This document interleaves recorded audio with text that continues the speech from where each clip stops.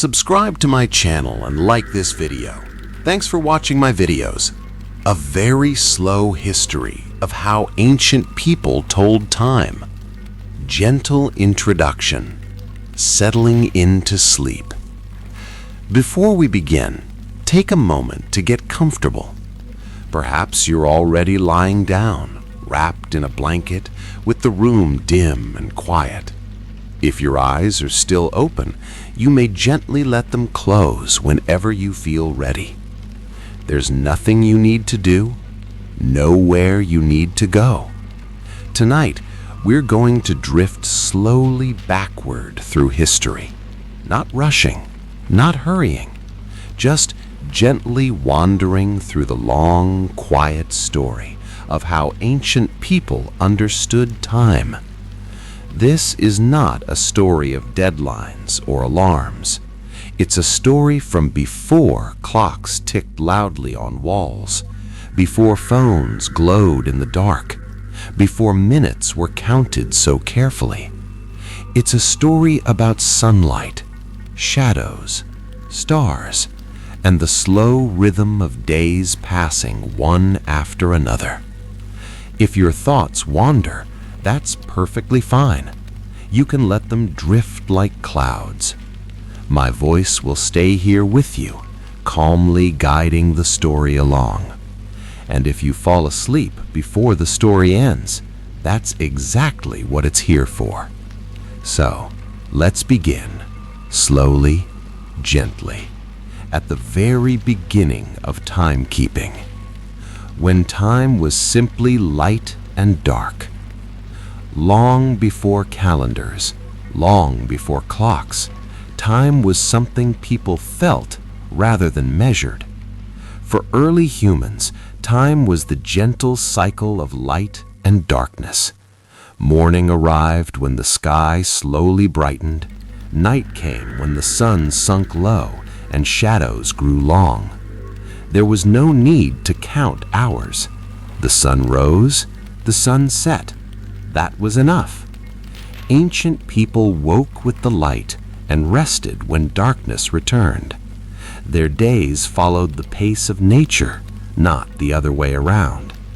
Time was not something owned or controlled. It was something observed. When the sun stood high overhead, it meant warmth, work, movement. When it dipped low, it meant rest, quiet, gathering near fires. In these early days, time was circular. It did not rush forward. It moved in slow loops, day to night, night to day. There was no late, no early, only now. Watching shadows move across the earth. As people settled into villages and farms, they began to notice something gentle and fascinating. Shadows moved. A stick planted in the ground would cast a long shadow in the morning. As the sun climbed higher, the shadow shortened. By midday, it was small and quiet. Then it grew again as evening approached. This simple observation became one of the earliest ways people told time during the day. They didn't call it a sundial yet. It was just watching. Ancient farmers noticed when shadows reached certain stones or marks on the ground. Priests noticed when temple shadows aligned with doorways. Builders noticed how sunlight entered homes at different times. Time was still soft, approximate, forgiving. Nobody worried if a shadow arrived late. The shadow always came, eventually. The first sundials, quiet tools of the sun. Eventually, people began to make intentional markers.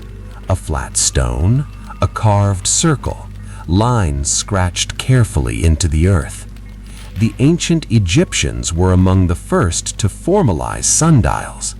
They placed tall stone pillars called obelisks in temple courtyards. As the sun moved, the obelisk's shadow slowly traveled across the ground. The shadow didn't rush. It glided, calmly, like a long, dark hand. The day was divided into broad sections, not precise moments: morning, midday, afternoon. These divisions were flexible. Summer days were long, winter days were short. Time changed with the seasons, and that felt natural. No one expected time to be the same every day. Unequal hours, a softer way to measure time. Ancient people didn't divide days into equal hours like we do. Instead, daylight was divided into 12 parts and nighttime into 12 parts as well. That meant an hour in summer was long and stretched out. An hour in winter was short and quiet. Time breathed with the year. The Romans used this system, as did the Greeks. They accepted that time was fluid. A meeting at the third hour simply meant later in the morning. No one checked a watch. No one counted minutes. Life flowed gently between meals, conversations, and rest. Water clocks, time that dripped instead of ticked. When the sun disappeared, people needed another way to tell time, so they turned to water. Water clocks, called clepsydra, were simple containers with small holes. Water dripped slowly from one vessel to another. The sound was soft, steady, almost meditative.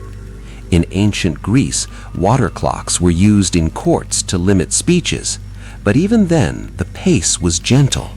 If water froze or flowed too fast, people adjusted. Time was cooperative, not demanding. Nighttime timekeeping, listening to the sky. At night, the stars became guides. Ancient travelers learned the slow rotation of constellations. They noticed when certain stars rose or disappeared. In desert regions, stars were especially important. The sky was vast and calm. Time passed overhead, silently. Priests and astronomers kept careful records, but for most people, nighttime was simply for rest. If you woke during the night, there was no anxiety, no glowing numbers to check, just darkness, quiet, and breathing.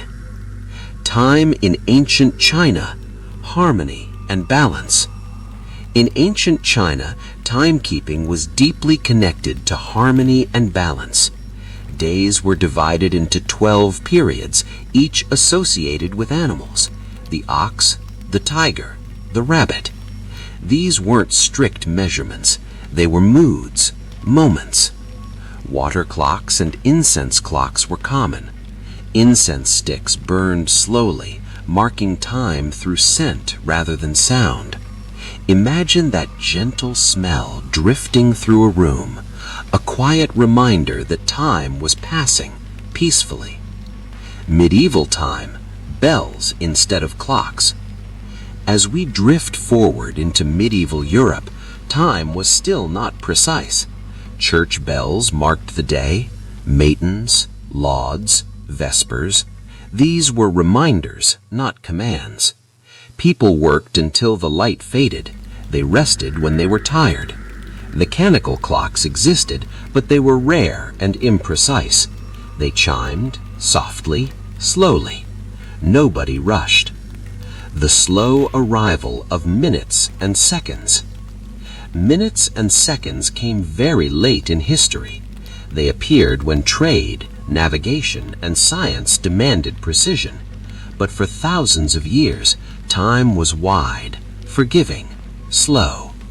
Ancient people lived inside time rather than chasing it. A gentle ending, letting time drift away. As we come to the end of this quiet story, you may notice your thoughts slowing, your breathing becoming deeper. The ancient world didn't fear time. They listened to it. They watched shadows. They followed stars. They trusted daylight and darkness. Tonight, you don't need to measure time either. There's no schedule here, no ticking clock. Just rest, stillness, and the gentle passing of the night. You can let go now and drift softly into sleep.